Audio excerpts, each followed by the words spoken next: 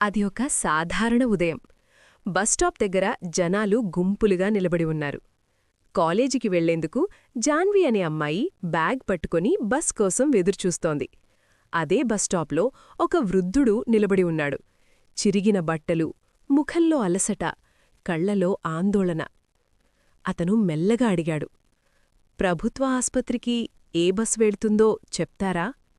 కాని ఎవ్వరూ స్పందించలేదు. అందరూ తమ ఫోన్లలో మునిగిపోయారు.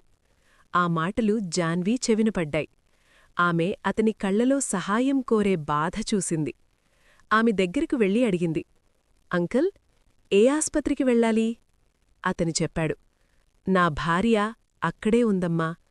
ఏ బస్ ఎక్కాలో తెలియదు. జాన్వి బోర్డ్ చూసి చెప్పింది, నేనెక్కే బస్ అదే అంకుల్, మీతో వస్తాను. బస్సొచ్చినప్పుడు ఆమె అతన్ని సీట్లో కూర్చోబెట్టింది. తన లంచ్ బాక్స్లోంచి కొంచెం తిండి ఇచ్చింది. వృద్ధుడి కళ్లలో నీళ్లు తిరిగాయి. దేవుడు నిన్ను ఆశీర్వదిస్తాడమ్మా అన్నాడు.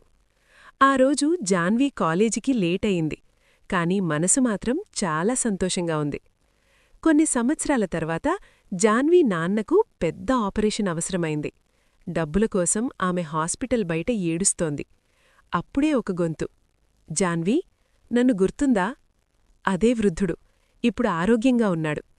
నీ సహాయం వల్ల నా భార్య బ్రతికిందమ్మా. ఇప్పుడు నేను నీ నాన్నకు సహాయం చేస్తాను అన్నాడు. జాన్వి కళ్లలో కన్నీళ్లాగలేదు. చిన్న సహాయం కూడా ఒకరోజు పెద్ద ఆశీర్వాదంగా తిరిగి వస్తుంది.